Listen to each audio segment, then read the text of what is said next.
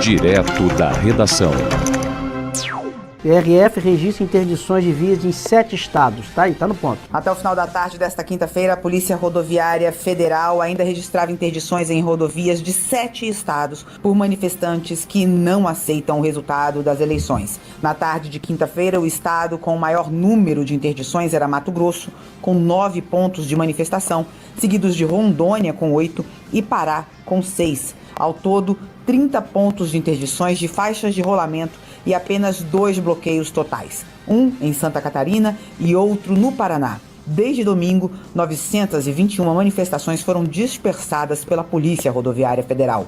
O balanço não leva em consideração as rodovias estaduais, que estão sob jurisdição das polícias militares dos respectivos estados. Só em São Paulo, por exemplo, no último balanço divulgado nesta quinta-feira, ainda havia 14 rodovias estaduais parcialmente interditadas. O presidente do Tribunal Superior Eleitoral, ministro Alexandre de Moraes, subiu o tom e classificou os protestos como antidemocráticos e criminosos. Não há como se contestar um resultado democraticamente divulgado com movimentos ilícitos, com movimentos antidemocráticos, com movimentos criminosos que serão combatidos e os responsáveis apurados e responsabilizados sob a pena da lei.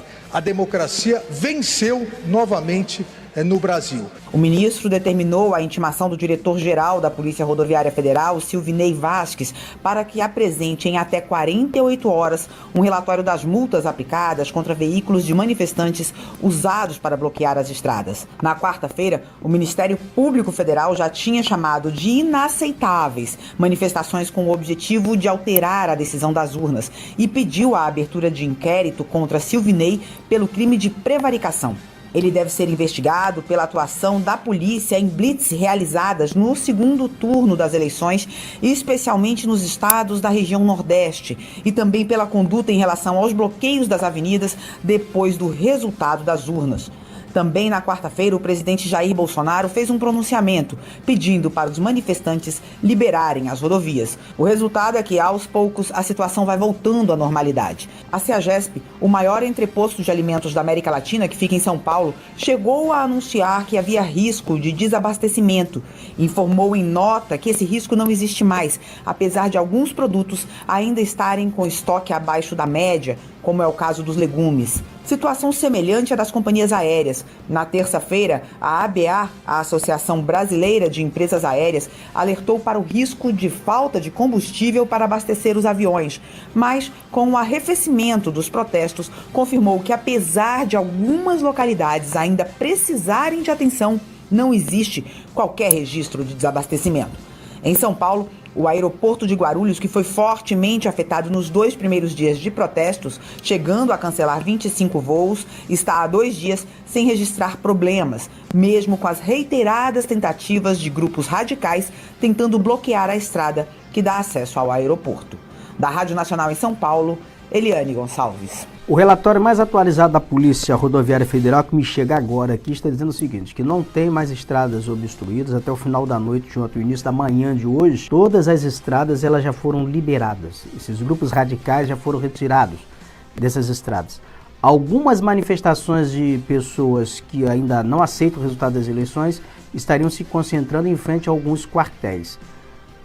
Nós ouvimos agora aí, no meio dessa reportagem, a declaração do presidente do TSE, o ministro Alexandre de Moraes, que também é ministro do Supremo Tribunal Federal. E o que se observa é o seguinte, é que o Alexandre de Moraes ele dá uma elevada no tom. Ele trata essas pessoas que bloquearam rodovias como criminosas. Ele diz que essas pessoas elas serão cobradas, serão tratadas como criminosas. Deixa eu entender um pouco aqui, vamos chegar aqui a entrar um pouco nessa seara jurídica. Já está comigo aqui nos estúdios Via Digital, virtualmente, o advogado Antônio Maurício Costa. E vamos aqui saber certinho quais são as implicações jurídicas, o que seria cobrar com rigor da lei. Que essas pessoas que bloquearam rodovias, essas pessoas que estão liderando esses movimentos, a que elas estão sujeitas? Doutor Antônio Maurício Costa, bom dia. Prazer falar com o senhor. Bom dia, Roberto. Bom dia, ouvintes, telespectadores do seu programa. Prazer muito grande estar falando com você. Roberto, eu observo que hoje nós somos bombardeados por notícias em redes sociais, mas não existe uma política de esclarecimento para a população, né? A Lei 14.197, que é de 2021, criminaliza essas condutas. E essa lei, ela foi sancionada pelo atual governo que está aí. E, em sendo assim, o que o ministro Alexandre de Moraes, em sua decisão, última decisão, em um processo que é antigo, né? Não sei se você sabe, mas essas decisões é um processo antigo de greve de caminhoneiros da época em que era presidente o Temer. E na época o Temer pediu que fossem desobstruídas as rodovias, que essas rodovias estavam sendo obstruídas por reivindicações conhecidas dos profissionais do volante, ou seja, caminhoneiros.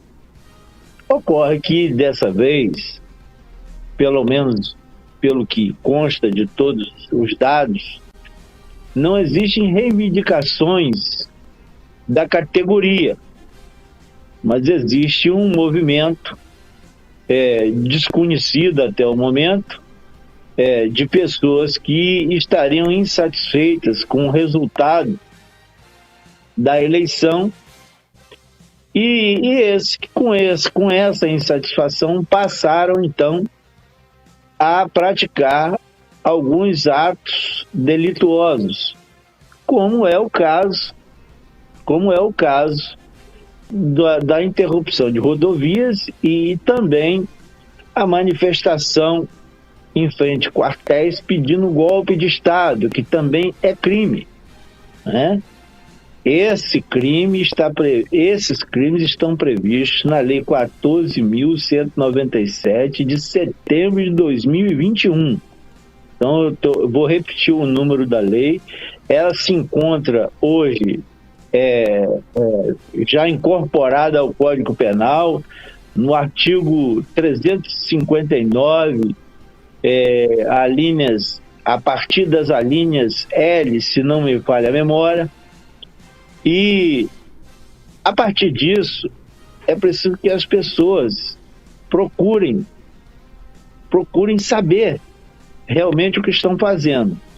Uma outra questão também, Roberto, muito grave, e essa a gente já conhecia, é o financiamento desses movimentos por pessoas jurídicas, que também é proibido, né? É proibido pela própria legislação eleitoral. E qual a consequência que isso pode causar dentro do processo eleitoral? A cassação do diploma ou do registro do candidato envolvido nesse tipo de procedimento. Doutor, então, senhor, deixa eu perguntar ao senhor aqui o que seria financiamento disso aí. Por exemplo, o cara que é dono de um supermercado, que é dono de uma padaria, ele manda para lá pão com salame, manda comida. Isso caracteriza financiamento? Mas é lógico, claro que sim. É a mesma coisa com um cidadão que vai tomar uma atitude criminosa e você dá a ele pagar o hotel dele. Ó, você sendo sabedor do que ele está fazendo, o cidadão diz, olha aqui, eu vou assaltar caminhoneiro, você poderia me arrumar um hotel para eu ficar na beira da estrada, pagar para mim? O que é isso? Cumplicidade. Financiamento. Ô doutor, e deixa eu perguntar uma outra coisa ao senhor. O ministro Alexandre de Moraes, ele fala aqui o seguinte, que ele vai responsabilizar essas pessoas com rigor da lei. E eu estou aqui recebendo um monte de vídeo, isso está nas redes sociais. As pessoas, elas estão no meio dessas manifestações, fazendo live, fazendo vídeo. Eu acredito que nesse momento... Tem gente que nem sabe, Roberto. Sabe por quê? Porque eu estava vendo, por exemplo, algumas manifestações, um cara fazendo churrasco com cerveja. Entendeu? Então muitas pessoas nem sabem o que está havendo. Não, eu sei então, disso. Na verdade, mas eu quero o que a pessoa precisa saber é quem são os cabeças do negócio. Né? Eu quero saber o seguinte, é isso que eu quero saber. O que vai acontecer a partir daqui? O que eu presumo? Que nesse momento os serviços de inteligência que estão sendo aí acompanhados ou que estão sendo orientados pelo TSE, pela Justiça Eleitoral, pelo Ministério Público, elas estão identificando células, essas pessoas, quem lidera, quem participa. E eu não sei se eu estou enganado, não sei, pode ser que eu tenha aqui uma premonição. Eu antevejo aqui que vai surgir de uma hora para outra uma operação muito grande, similar que aconteceu naquele período contra aquele jornalista Alan dos Santos, José Eustáquio, aquela menina ativista Sara Winter, um monte de gente. Polícia Federal, os órgãos de informação saíram a campo numa grande operação e prendeu um monte de gente. O senhor acha que numa eventual operação similar, essas pessoas, essas células identificadas, elas podem ser alvo também de processos e de condutas? Eu acho, Roberto, que as lideranças, infelizmente, eu acho que não deverão ser poupadas nisso. As lideranças, até porque elas estão nas redes sociais e tem pessoas que fazem até propaganda, né, da sua liderança, não faz sigilo, né, acha que isso é importante, né, e até criaram um slogan, né, de Bolsogato, né? Então, quer dizer, para o pessoal mais novo, né, mais jovem, né, a gente via nas redes sociais, por exemplo, nas manifestações do atual presidente aqui na Pelinca, uma porção de políticos e tal, e alguns se denominavam bolsogatos, né? Hoje estão correndo dizendo até que não era ele. Não tem a música, diz que não era eu. Não estão dizendo até que não era eu. Mas, na verdade, as pessoas que estão realmente coordenando essa situação, elas podem sim ser enquadradas, porque já existe a determinação do dia 2 Dia 2 a determinação do ministro Alexandre de Moraes, nesse processo do STF, determinando que as pessoas fossem enquadradas na Lei 14.197. Né? Então, pouca gente, eu acho que parou para ler a legislação, porque eu vejo sempre as pessoas tratar desse assunto, dizendo que trata-se de livre manifestação, né? Eu já falei para você, essa questão de livre manifestação é complicado, né? As pessoas às vezes não entendem o que é, né? Não existe ninguém mais alinhado com a liberdade de imprensa do que eu, você sabe muito bem disso. Tenho reclamações no STF, nosso escritório tem reclamações com grande sucesso no STF, e de forma alguma a questão deve ser tratada desse jeito. O que ocorre é a desinformação, e essa desinformação, entendeu? Criou um ambiente de desconforto muito grande, porque eleição, gente, todo mundo tem seu candidato, e você vê, Roberto, que a gente tem que fazer uma conta aqui. 2014, a eleição foi acirrada também, foi muito acirrada a eleição de 2014. 2018 também, a eleição de presidente foi muito acirrada, mas 2022 foi muito mais ainda, né? Muito mais acirrada ainda, porque tinha uma candidatura de um presidente e é a primeira vez que um presidente não consegue se reeleger, né? Então, você vê que foi uma disputa muito dura. A diferença de menos de é quase 1% de quem ganhou e de quem perdeu. Então, exatamente, muito Roberto. Pequeno, então, todo mundo tem o direito de torcer, de ter seu candidato, de fazer campanha, de lutar, pedir voto para o seu candidato, claro que dentro garantido a lei eleitoral. Todo mundo tem o direito de pedir voto, de colocar camisa, de ir para a rua, enfim. Mas existem coisas que não podem ser feitas, né? Existem questões que não podem ser feitas. Inclusive, essa questão aí de ir para a porta de excesso, está lá no Código Eleitoral como crime, né? Está lá delineado como crime. Agora, falta o quê? Falta uma pessoa chegar e avisar essa pessoa, isso aí é crime. Mas o problema é que a pessoa às vezes está na cabeça dele que ele pode tudo. E aí complica muito mais. E aí as coisas vão complicando. E você vê, empresários, pessoas que a gente imaginava que tivesse um certo conhecimento, é provável que ele não tenha nenhum advogado para dar uma orientação a ele. Um criminalista, um eleitoralista, um profissional que conheça, para dizer, olha, você não pode fazer isso, você não pode financiar isso é crime, né? E aí você está aqui comentando e várias empresas botaram os seus empregados e fizeram os empregados fazer a paralisação. Então, quer dizer, e as empresas do lado dando todo o suporte, né? E as pessoas pedindo. Eu não entendi, eu sinceramente não entendi muito complicado, doutor. O que o setor produtivo, parte do setor produtivo tentou entrar em um processo que é um processo eleitoral e que o poder econômico não pode entrar porque causa desequilíbrio. Então, se você coloca o poder econômico numa campanha eleitoral que é regida por fundo eleitoral, exatamente para não ter dinheiro de fora de forma abundante, né? Então, isso já foi discutido, lá atrás.